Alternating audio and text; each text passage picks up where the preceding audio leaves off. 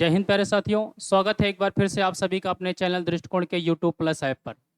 जी हाँ प्यारे साथियों, कैसे हैं आप सब? मैं आशा करता हूँ कि आप जहाँ भी होंगे, जैसे भी होंगे और जिस सिचुएशन में आपकी पढ़ाई-लिखाई चल रही होगी, प्यारे साथियों, आपकी पढ़ाई-लिखाई बहुत ही जानदार, शानदार और ज़बरदस्त तरीके से चल रही होगी।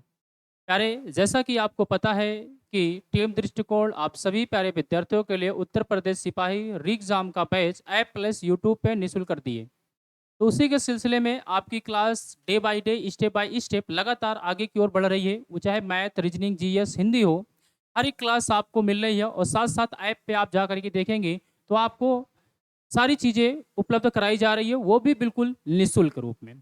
तो प्यारे, आज हम आप बात करने वाले हैं रीजनिंग के वेन आरेख की। जैसा कि कुछ बच्चों की पिछली क्लास में डिमांड थी कि सर वेन आरेख पढ़ा दिया जाए और कुछ बच्चे कह रहे थे कि सर कैलेंडर और क्लॉक पढ़ा दिया जाए, पिछली क्लास के कमेंट में आया था। तो नाम तो नहीं याद है, लेकिन कुछ बच्चों ने कमेंट किया था सर कि क्लॉक और कैलेंडर पढ़ा दिया जाए। तो मेरे प्यारे साथियों, मैं आप सभी को बताना चाहूँगा कि क्लॉक और कैलेंडर में पढ़ा चुका हूँ। और अगर ऐप डाउनलोड नहीं किए हैं तो आज ही जाकर के प्ले स्टोर से ऐप डाउनलोड करिए, उसमें रीजनिंग का पार्ट देखिएगा।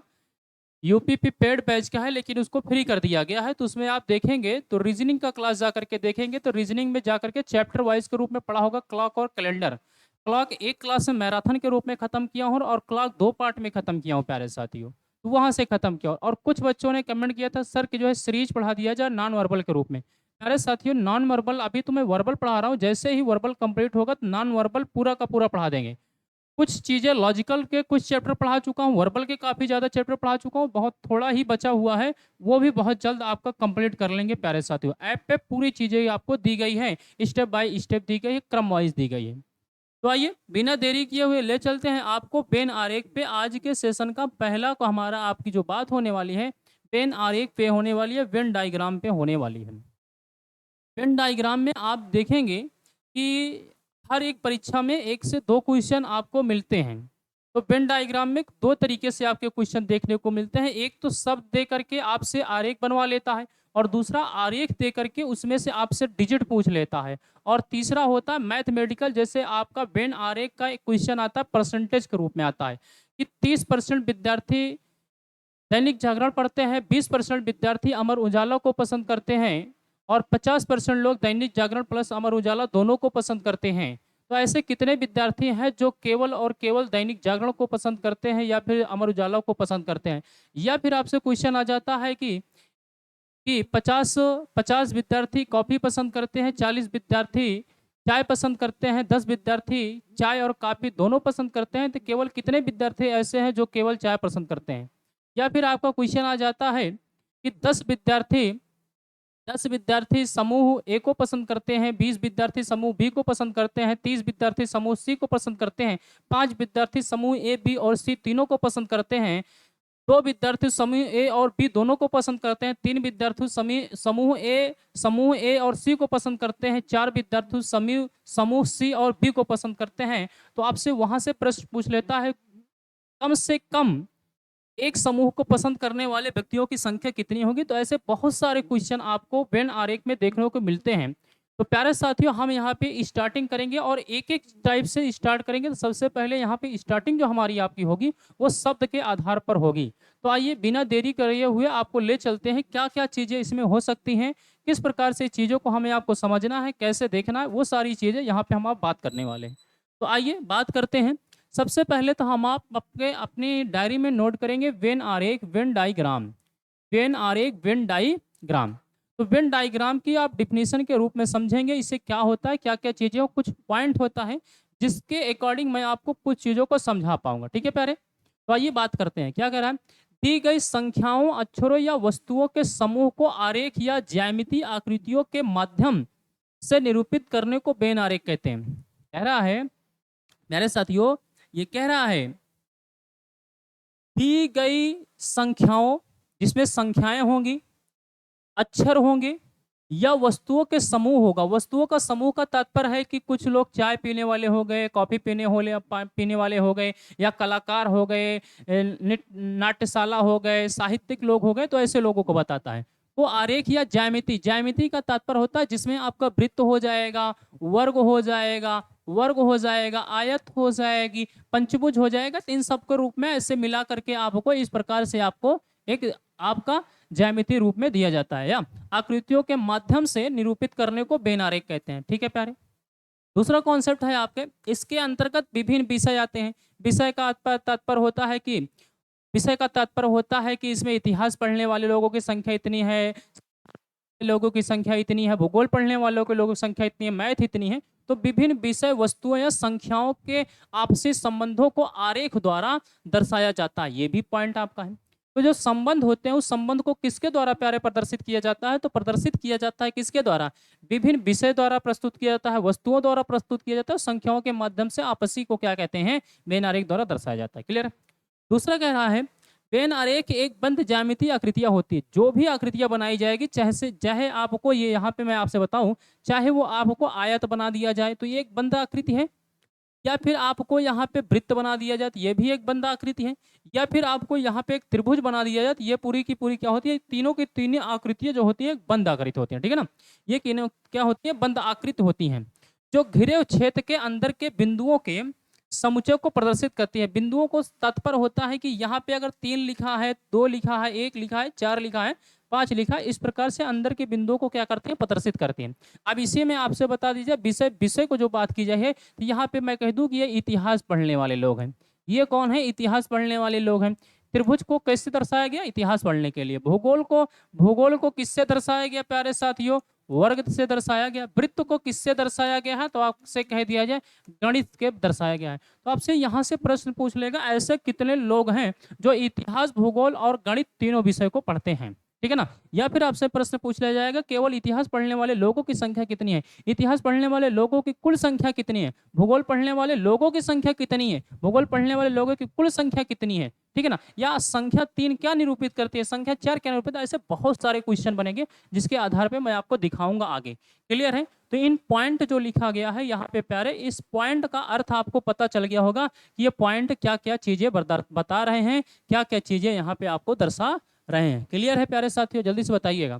तो आपको क्या क्या बनाया यहाँ पे? मैं त्रिभुज बनाया, वृत्त बनाया, और यहाँ से आपको वर्ग या आयत कह सकते हैं। ठीक है। यहाँ पे आप इतिहास कह सकते हैं, ये इतिहास है। इसे आप भूगोल कह सकते हैं, इसे आप भूगोल कह सकते हैं, या कोई भी विषय ले सकते हैं, जरूरी नहीं कि जो मैं कह रहा हूँ वही ले। इसे आप गणित कह सकते हैं, रीजनिंग कह सकते हैं, जो आप समझे। यहाँ पे मैं 3 लिख दूं, 2 लिख दूं, 1 लिख दूं, 4 लिख दूं, 6 लिख दूं, 5 लिख दूं, 4 लिख दूं, कुछ भी लिख दूं, यहाँ पे 9 लिख दूं, 8 लिख दूं, कुछ भी लिख दूं आप यहाँ पे। ठीक है ना। तो इससे बहुत सारे क्वेश्चन यहाँ से पूछ जाएंगे। आगे बढ़ते हैं। इस अध्याय के अंतर्गत आने वाले प्रश्नों को हम 2 प्रकार में बांट सकते हैं। कितने प्रकार में इसमें बांटा गया है प्यारे साथियों? 2 प्रकार के बांटा गया है। अब 2 प्रकार में कौन कौन से? अभी मैंने बताया कि 2 प्रकार से बांटा जाएगा। अब दो टाइप हैं, वो कौन कौन से हैं? पहला है संबंधों की पहचान पर आधारित बेन आरेख। संबंधों की पहचान पर, जिससे क्या होता है? एक संबंध दे देगा, संबंध बनाने के लिए दे देगा, शब्द देगा, जिससे शब्द के आधार पर संबंध बनाने को दे देगा। जैसे आपसे संबंध के रूप में कैसे कहेगा? मैं यहाँ से दे दूं आपसे पुरुष पुरुष एवं महिला के बीच, पुरुष एवं महिला के बीच संबंध प्रदर्शित कीजिए।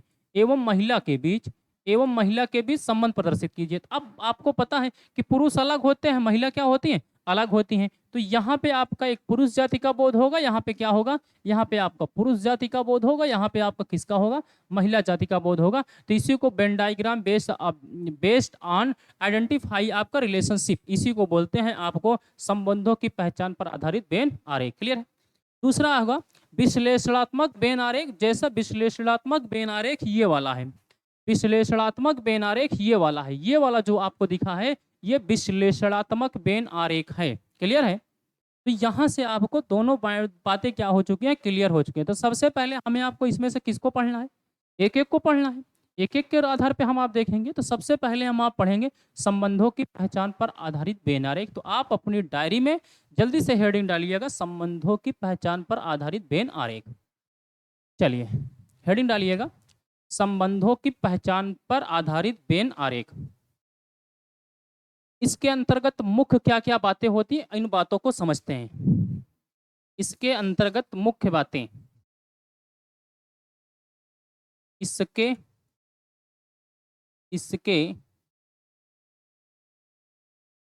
अंतर्गत मुख्य रूप से मुख्य रूप से 3 बातें, मुख्य रूप से 3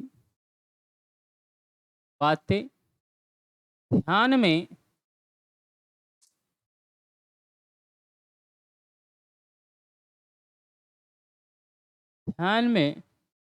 रखनी है। अब वो कौन कौन सी 3 बातें हैं? कितनी बातों को ध्यान में रखना है? 3 बातों को रखना है। वो कौन कौन सी है? तो आइए यहाँ पे 3 बातों को ध्यान में रखने की जो बात की गई है, इन बातों को यहाँ से समझने की कोशिश करते हैं। आइए प्यारे साथियों, इनको समझने की कोशिश करते हैं। यहाँ पे ये 3 बातें जो आपके सामने निकल कर के आएंगी, यहाँ से मैं आपसे कहूँ, यहाँ से प्यारे साथियों अगर मैं कहूँ, 3 बातों को यहाँ से समझने की कोशिश करिएगा आप लोग जरा से।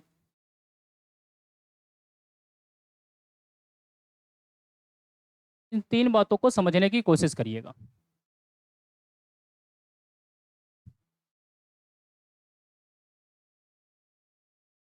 चलिए, ये 3 बातें हैं, इन 3 बातों को हम यहाँ से समझने की कोशिश कर रहे हैं। वो 3 बातें हैं कौन-कौन सी, इस पे देखते हैं। तो सबसे पहली है आपकी कौन सी है? पहला आपका होता है अंशतः, जिसे बोलते हैं। पहली होती है अंशतः, पहली होती है अंशतः, ठीक है? दूसरी होती है, दूसरी होती है पूर्णतः, पूर्णतः। और तीसरी होती है प्यारे साथियों, तीसरी होती है यहाँ पे भिन्नता, भिन्नता। मुख्य यही 3 बातें हैं। अगर शब्द वाले पे आपको बेनारेक बनाना है तो इन 3 बातों को ध्यान में होना बहुत जरूरी है। पहला क्या है? अंशतः, पूर्णतः और भिन्नता। अंशतः का तात्पर्य होता है थोड़ा सा भाग। जैसे ये हमारी पेन है, इस पेन का कुछ हिस्सा क्या है? मार्कर है। इस पेन का कुछ हिस्सा क्या है? मार्कर है। तब हो सकता है कि यहाँ तक का हिस्सा मार्कर हो, और हो सकता है कि यहाँ तक का हिस्सा मार्कर हो सकता है ना, और हो सकता है आधा हिस्सा मार्कर हो, अंशतः जिसे बोला, ठीक है ना। जरूर है, मुझे नहीं पता कि कितना हिस्सा मार्कर है। तो अंशतः के रूप में हम आप जो है एक चैप्टर और पढ़ के आए हैं, हम आप लॉजिकल रीजनिंग में न्याय निगमन पढ़े हैं। न्याय निगमन में हम आप पढ़े हैं कुछ वाला पॉइंट, कुछ हाथी शेर हैं, तो वही कुछ वाला जो पॉइंट होता है वही अंशतः में निकल करके आता है। क्लियर है? तो यहाँ पे इसका जो बेन आरेख होगा, इसका जो बेन आरेख होगा प्यारे साथियों, यहाँ पे समझेंगे, इसका बेन आरेख, इसका इसका बेन आरेख, बेन आरेख, इसका बेन आरेख कैसे बनेगा? अंशतः का बेन आरेख कैसे बनेगा? तो अंशतः का ये होता है आधा भाग समाहित होना है। समूह ए समूह बी है ये, ठीक है। ये वाला जो पॉइंट है, ये वाला जो पॉइंट ऑफ व्यू के रूप में आ रहा है, यही वाला पॉइंट क्या होता है? अंशतः होता है। क्लियर है? अब पूर्णतः का जो बेन आरेख होगा, इसका बेन आरेख जो निकल के आएगा यहां से, इसका पूर्णतः का बेन आरेख, इसका बेन आरेख, बेन आरेख। अभी मैं आपको सबका एक एक एग्जाम्पल लेकर के भी चलूंगा। इसका बेन आरेख, तो इसका बेन आरेख कैसे होगा? तो इसका बेन आरेख को पूर्णतः, पूर्णतः का तात्पर्य होता है कि मैं कह दूं समूह ए, समूह ए समूह बी में पूर्णतः समाहित है। सभी वाली कंडीशन, कौन सी वाली? सभी वाली कंडीशन। तो समूह ए समूह बी में पूर्णतः समाहित है, और अंशतः की बात आ रही है तो समूह ए समूह बी से अंशतः समाहित है। क्लियर? और तीसरी कंडीशन में आ रही थी इसका बेन आरेख जो होगा, इसका बेन आरेख, इसका बेन आरेख, इसका जो बेन आरेख बनेगा, भिन्नता, भिन्नता का तात्पर्य है एकदम भिन्न होना, ठीक है। पूरा का पूरा क्या होना? भिन्न होना। तो यहाँ पे समूह ए बनेगा ये, और समूह बी बनेगा ये। ये कंडीशन कब के लिए आती है? जब प्रश्नों में 3 चीजें दी हुई, 3 बातों को ध्यान में रखना है। अगर ये 3 मुख्य बातें आपके माइंड में ध्यान में हैं, तो प्यारे साथियों कभी भी मैं आपसे कह रहा हूं कि आपका क्वेश्चन कभी गलत नहीं होगा। कुछ पॉइंट है, वो पॉइंट को भी आगे मैं अभी आपको दिखाऊंगा, और चीज के रूप दिखाऊंगा। अब यहां से मैं आपको एक एक एज के रूप में बताता हूं। इसका एक एज अगर मैं आपसे सामने ले आऊं, इसका एक एज ले आऊं प्यारे साथियों, तो यहाँ समझेंगे इसका एज। इसका एज अगर मैं आपको यहाँ से बताऊं, इसका एज बताऊं तो डॉक्टर, मैं यहाँ से कह दूं डॉक्टर और प्यारे साथियों पुरुष के बीच संबंध प्रदर्शित कीजिए। कुछ डॉक्टर क्या होते हैं, पुरुष होते हैं, कुछ महिलाएं डॉक्टर होती हैं, होते हैं ना, तो डॉक्टर और पुरुष के बीच संबंध प्रदर्शित कर सकते हैं। दूसरा क्या है, यहां से अगर मैं इसका एज बनाने की कोशिश करूं, यहाँ पे इसका एज बनाऊं, यहाँ पे प्यारे साथियों, तो इसके एज के रूप में देखेंगे, इसके एज के रूप में तो क्या है, मैं आपसे कह दूं सब्जी, सब्जी, सब्जी, और इस पूरी सब्जी में कौन सा आ जाए, आलू लिख दूं, आलू। तो सभी सब्जियों में आलू क्या होती हैं, आती हैं, कुछ भी लिख सकते हो, या आप लिख सकते हो जिला, आप राज्य लिख सकते हो, राज्य में कौन समाहित होता है, जिला समाहित होता है। या फिर यहाँ पे आप लिख सकते हैं, यहाँ पे आप लिख सकते हैं, इसका एज मैं यहाँ पे आपको लिखूं, इसके एज के रूप में बात बताऊं, दोनों भिन्न है, दोनों भिन्न का तात्पर्य है, मैं यहाँ पे लिख दूं कि पुरुष और महिला, अभी अभी आपको एक छोटा सा एग्जांपल दिया था, पुरुष और महिला, पुरुष और महिला, इन दोनों के बीच का एग्जांपल था। क्लियर है, तीनों का एक एक एग्जांपल भी पता चल गया, बेन आरेख कैसे बनाना था ये भी पता चल गया। इतनी बात क्लियर है, आगे बढ़ा जाए, तो चलिए आगे की ओर बढ़ते हैं प्यारे साथियों। ये तो कंडीशन 2 पे थी, अब एक एक कंडीशन को यहाँ पे हम आप पढ़ेंगे और आगे की ओर बढ़ते हुए चलेंगे, ठीक है, आगे की ओर बढ़ते हुए चलेंगे। अगर किसी बच्चे का कोई कमेंट है, कोई दिक्कत है, तो एक बार कमेंट करके जरूर बताएगा, अन्यथा हम आगे की ओर बढ़ते हुए चलेंगे, जल्दी से बताते चलिएगा। किसी को कोई दिक्कत हो नहीं है, चलिए बहुत खूब, आगे बढ़ा जाता है प्यारे साथियों। आइए आगे की ओर बढ़ते हैं, लिखते हैं, जब यहां से एक एक कंडीशन पढ़ने की कोशिश करते हैं। कंडीशन, कंडीशन फर्स्ट, और कंडीशन फर्स्ट में पढ़ेंगे, जब समूह, जब समूह, जब समूह ए समूह बी,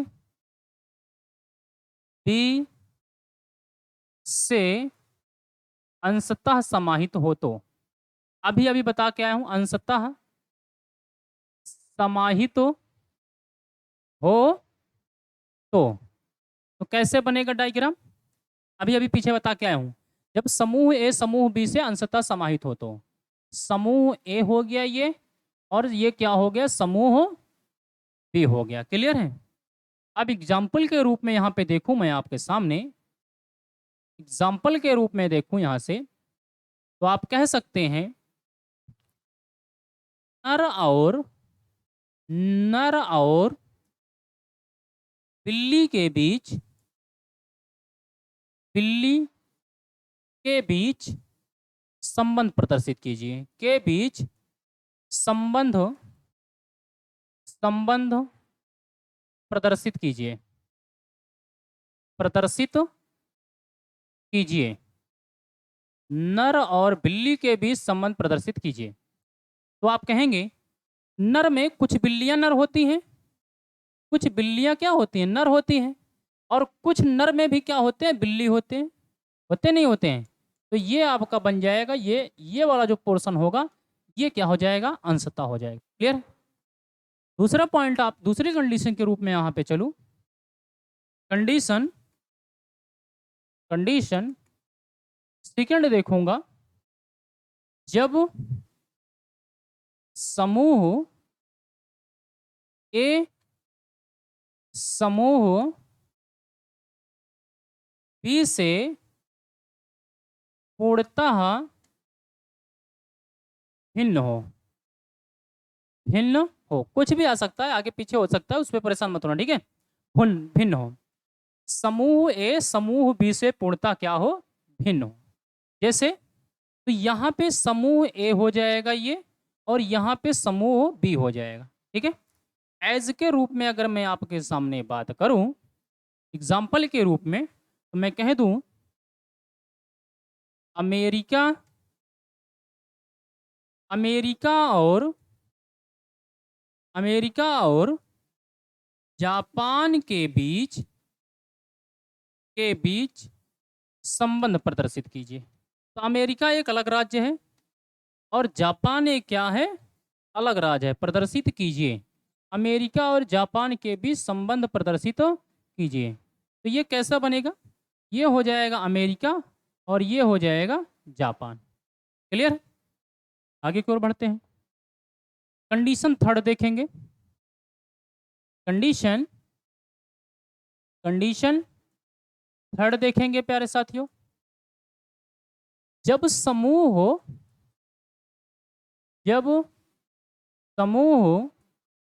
ए समूह बी में पूर्णतः समाहित हो, तो यहाँ पे ए वाला पोर्शन पूरा का पूरा किसके अंदर समाहित होगा, बी के अंदर समाहित होगा। सही है। एग्जाम्पल के रूप में अगर मैं देखूं, एग्जाम्पल के रूप में मैं आपसे कहूं, तो विषय और गणित के बीच के बीच संबंध प्रदर्शित कीजिए। के बीच संबंध प्रदर्शित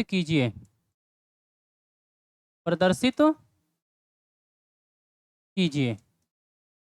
तो गणित विषय में तो गणित आ जाएगी आपकी। ये पूरा का पूरा क्या होगा, ये पूरा का पूरा क्या होगा आपका, ये विषय होगा। इस विषय में क्या होगा, गणित का हो जाएगा, इसका अंदर हो जाएगा। तो ये क्या इसका पार्ट हो जाएगा, गणित का पार्ट हो जाएगा।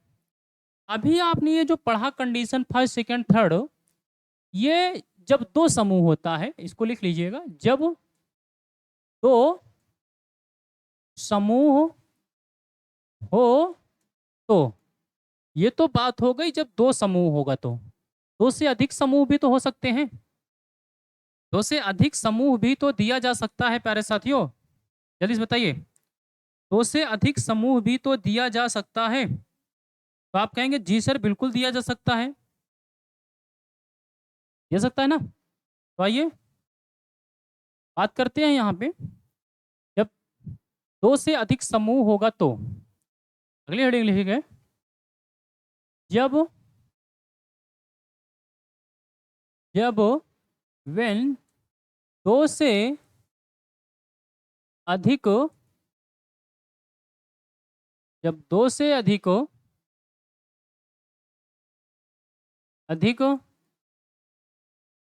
समूह हो तो, जब दो से अधिक समूह हो तो उसके बारे में देखेंगे। अब दो से अधिक समूह होने पर तीन भी हो सकते हैं, चार भी हो सकते हैं ना। तो आइए बात करते हैं कंडीशन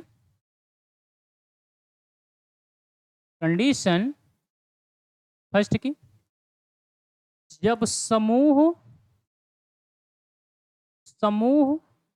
ए समूह बी में पूर्णतः समाहित हो और समूह बी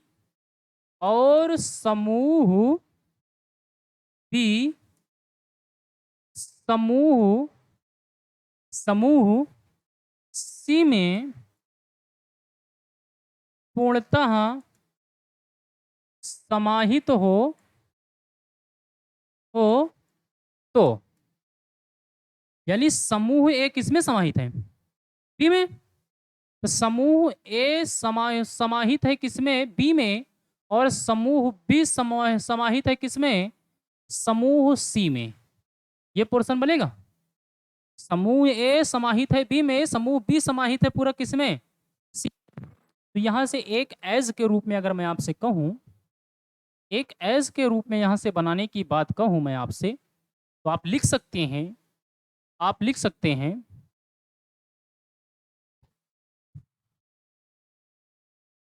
जिला, जिला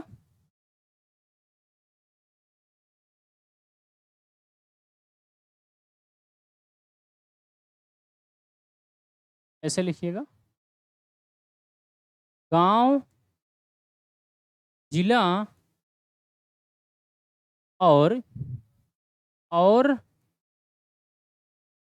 राज्य के बीच, राज्य के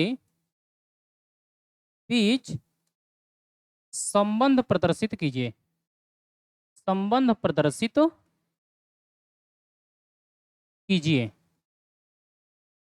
संबंध प्रदर्शित कीजिए।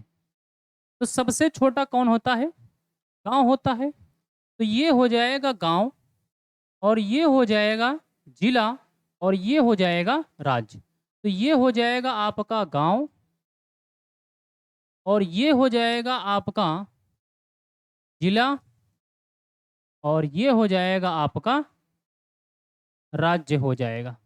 कोई दिक्कत इतने में किसी को प्यारे साथियों? तो आप कहेंगे नहीं सर इतने में किसी को कोई दिक्कत तो नहीं है। जैसे एक एग्जाम्पल और दूं आपको, एक एग्जाम्पल और दूं आपको, एक एज और दूं आपको, एज बताइए, मैं कह दूं लखनऊ, लखनऊ उत्तर प्रदेश, कामा भारत के बीच, भारत के बीच, के बीच संबंध प्रदर्शित कीजिए, के बीच संबंध प्रदर्शित कीजिए,